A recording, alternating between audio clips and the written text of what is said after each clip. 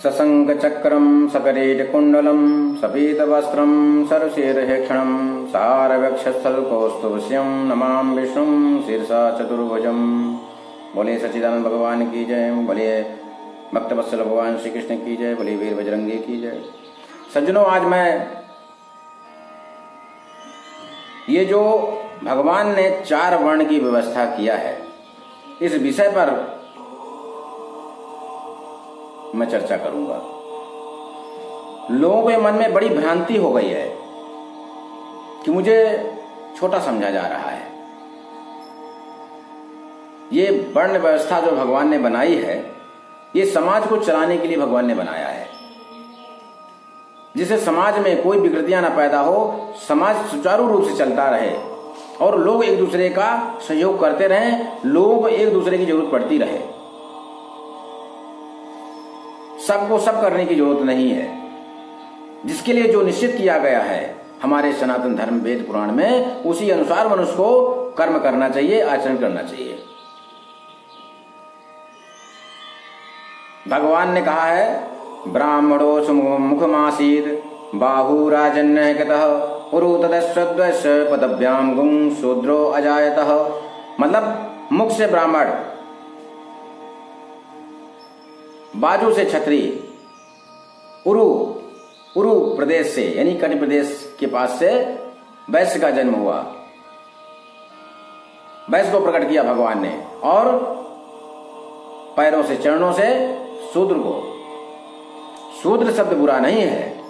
अगर किसी को क्षुद्र कहा जाए, क्षुद्र, तो बुरा है। शूद्र शब्द बुरा नहीं है। उसी क्षुद्र को लोगों ने शूद्र बता करके लोगों ने मन में भ्रांति पैदा कर दी कि तुमको शूद्र कह दिया।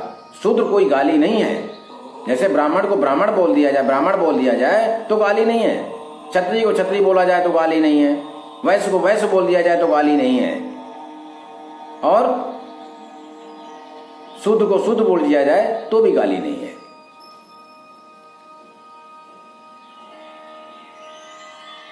हम कहते हैं ब्राह्मण क्षत्रिय का जन्म, तो चलिए ठीक है, ब्राह्मण मुख से हुआ, क्षत्रिय वैश्य, क्षत्रिय बाहु से हुआ, लेकिन वैश्य भी तो गुप्तांग के पास से ही हुआ। उसको इतना बुरा क्यों नहीं मानता?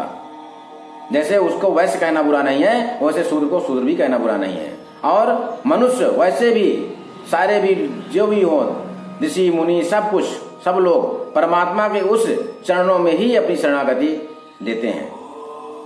उन्हीं की शरणागति, चरणों में ही शरणागति होती है और उन्हीं के चरणों की ही पूजा की जाती है, चरणों का ध्यान किया जाता है, जिससे शूद्र की उत्पत्ति हुई है। फिर शूद्र इतना निकृष्ट क्यों है? नहीं है।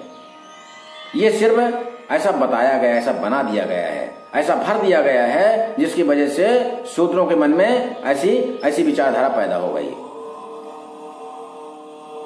जैसे हम अपने अंगों में हर जगह किसी भी कोई भी सी अंग में कोई भी भेदभाव नहीं रखते।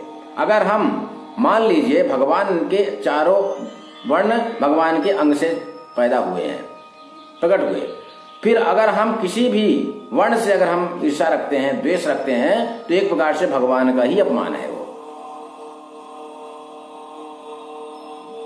एक प्रकार से देखा जाए तो हम भगवान के साथ ही भेदभाव रखते हैं, भगवान के अंगों से भेदभाव। तो भगवान के अंगों से जब भेदभाव हम रखेंगे तो हमें शरणागति कैसे प्राप्त होगी? हमें परमात्मा कैसे प्राप्त होगा? कभी नहीं हो सकता। भगवान ने खुद कहा है वेद में कि जैसे अपने सारे अंगों को आप एक समान समझते हो और उन अंगों को स्पर्श करने में आपके मन में कोई भी भेदभाव नहीं आता, उसी प्रकार हमने जो वर्ण व्यवस्था बनाई है, उन वर्णों से भी कोई भेदभाव नहीं होना चाहिए। और वेद में तो ये भी कहा गया है कि जो शूद्र की जो वृत्ति है, शूद्र की वृत्ति क्या है? शूद्र की वृत्ति है सेवा करना। शूद्र की वृत्ति है ब्राह्मण की सेवा करना। और ब्राह्मण की वृत्ति क्या है? शिक्षा देना, शिक्षा अध्ययन करना, अध्ययन कराना, दान देना, दान लेना, यज्ञ करना, यज्ञ कराना। 6 वृत्तियां, 6 कर्म ये ब्राह्मण के लिए बताए गए हैं। क्षत्रिय का है प्रजा का पालन करना, युद्ध करना, है इसमें भी कुछ है प्रवृत्ति। तो क्षत्रिय की वृत्ति जो है और सबसे श्रेष्ठ वृत्ति अगर देखी जाए, सबसे श्रेष्ठ वृत्ति जो होती है वो शूद्र की ही है, जो सेवा कहा गया है। क्योंकि सेवा से श्रेष्ठ कोई वृत्ति नहीं है। हर वृत्तियों में, वृत्ति में अपने कर्मों के साथ साथ भगवान अपने मोक्ष के लिए उनको अलग से साधन अपनाना पड़ेगा। जो वो कर रहे हैं जो लोग, उससे, उस आचरण से भगवान, उसको मुक्ति नहीं मिलने वाली है। मुक्ति के लिए अलग से आपको अपनाना पड़ेगा, अलग से प्रयास करना पड़ेगा, आपको तपस्या करनी पड़ेगी, भगवान की निरंतर सेवा करनी पड़ेगी, बहुत सारी चीजें हैं करने के लिए, चाहे छत्री हो चाहे कोई भी हो। लेकिन शूद्र की वृत्ति एक ऐसी वृत्ति है, उस वृत्ति को अपना लेने से वो उसी में हुई उसको मोक्ष प्राप्त हो जाता है, उसको मुक्ति मिल जाती है। ऐसा वेद में, पुराण में है, श्रीमद् भागवत महापुराण में भी मैंने पढ़ा है। तो इसलिए मतलब मेरा कहने का मतलब यह है, किसी भी वर्ण से भेदभाव रखने की कोई आवश्यकता नहीं है, और ना ही किसी वर्ण को यह सोचने की जरूरत है कि मैं छोटा हूं या मैं बड़ा हूं। बात बड़े छोटे की नहीं है, बात जो भगवान ने जिसके लिए जो वृत्ति बनाई है उसी अनुसार आचरण करना चाहिए। वैश्य का कर्म क्या है? व्यापार करे, व्यापार करने के बाद जो धन इकट्ठा हो वो धार्मिक कार्य में खर्च करे, जहां जरूरत पड़े उस धन का व्यय वहां करे, वो धर्म के लिए। ब्राह्मण की सेवा के लिए शूद्र की वृत्ति बताई गई है, लेकिन ब्राह्मण का कर्तव्य क्या है कि जो हमारी सेवा कर रहा है उसके भरण पोषण की पूरी जिम्मेदारी उसकी होती है, उसकी और उसके परिवार की, जो उसके आश्रित हैं।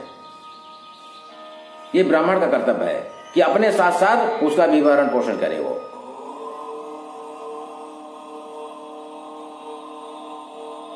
इसलिए ये जो वर्ण व्यवस्था भगवान ने बनाई है, और जो लोग ये कहते हैं कि हमारे कर्म के अनुसार से वर्ण व्यवस्था बनाई गई है, ये देखिए ये भी है, बनाई नहीं गई है। ये जो इस प्रकार वृत्ति अपनाएगा उसी वर्ण का हो जाएगा, ये हुआ है। लेकिन वर्ण की व्यवस्था तो भगवान ने ही पहले की है। अब उस वर्ण के अनुसार, जैसे मान लीजिए कि भगवान ने वर्ण व्यवस्था कर दी, अब हम ब्राह्मण कुल में जन्म लेकर के अगर क्षत्रिय का काम करेंगे तो क्षत्रिय वृत्ति हो जाएगी। क्षत्रिय वृत्ति हो जाएगी तो हमसे जो उत्पन्न होगी, जो हमारी संतान है, वो क्षत्रिय कहलाएगी। अगर उसमें से कोई संतान ब्राह्मण का आचरण करने लगी तो ब्राह्मण हो जाएगी। क्षत्रिय कुल में जन्म लेने वाला अगर उसने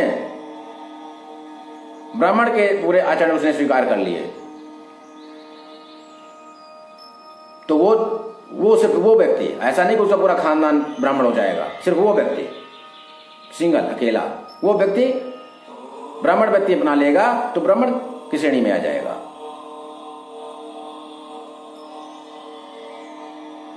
इसी प्रकार वैश्य है। तो इस प्रकार ये जो वर्ण व्यवस्था है, ये भगवान ने ही इसकी उत्पत्ति की है। ये गीता में भी लिखा हुआ है और वेद पुराण में भी लिखा हुआ है। इसको आप पढ़ सकते हैं। ऐसा नहीं कि मनमाना किसी ने ये 4 वर्ण की व्यवस्था बना दिया है और मनुष्य ने ही ऐसा कर दिया है, सब लोग एक ही जैसे, ऐसा नहीं है।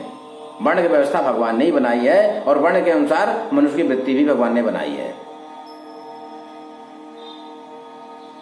और कोई भी ना वर्ण छोटा है ना कोई वृत्ति छोटी है। सब अपने अपने कर्मों का पालन, धर्मों का पालन कर रहे हैं और सब अपने वर्ण के अनुसार अपना कर्म कर रहे हैं और करना भी चाहिए। क्योंकि धर्म के अनुसार जब हमारा कर्म होगा तो निसंदेह धर्म का पालन ही होगा, और जब धर्म का पालन होगा तो धर्म हमारे साथ होगा, और धर्म हमारे साथ होगा तो परमात्मा हमारे साथ होगा। इसलिए धर्म का आचरण करें और किसी के प्रति द्वेष भावना न रखें। कोई भी वर्ण हो, सब हमारे हैं। क्योंकि हम जब वर्ण से प्रेम रखेंगे तो निसंदेह भगवान के उन अंगों से भी प्रेम करना कहलाएगा। इसलिए किसी भी वर्ण से ईर्ष्या द्वेष रखना, भगवान के साथ ईर्ष्या द्वेष रखना माना जाता है। इसलिए मेरा सिर्फ कहना यह है कि कोई भी वर्ण गड़बड़ नहीं है, ना खराब है, ना छोटा है, ना बड़ा है, ना ऊंचा है, ना नीचा है। सिर्फ हमारे मन की सोच गड़बड़ है। हमारा सोच क्यों गड़बड़ है? क्योंकि हमें ज्ञान नहीं है। हम जब उस चीज को सही तरीके से समझ जाएंगे तो हमारा मन का जो संशय है, जो मन में भेद आ गया है, वो सब खत्म हो जाएगा और हम चारों वर्ण से उसी अनुसार प्रेम करेंगे। क्योंकि सब कुछ, जो कुछ भी संसार में, इस ब्रह्मांड में जो कुछ आपको दिखता है वो परमात्मा है। परमात्मा हर चीज में लिप्त है, परमात्मा से हर चीज लिप्त है। कोई परमात्मा के बिना कोई चीज संसार में है ही नहीं। तो मेरा कहना सिर्फ ये है कि आपस में सबसे प्रेम रखें, किसी से ईर्ष्या न रखें, सबसे प्रेम रखें और प्रेम और सहानुभूति के साथ अपना जीवन यापन करें, सबका सहयोग करें और अपने अपने वर्ण अनुसार अपने अपने आचरण करें, जिससे सारी सामाजिक व्यवस्था भी बनी रहेगी और सबका एक दूसरे की आवश्यकता के अनुसार सबसे प्रेम भी बना रहेगा और परमात्मा की इससे कृपा भी आप लोगों सबको प्राप्त होती रहेगी। इसी के साथ जय श्री राधे कृष्ण।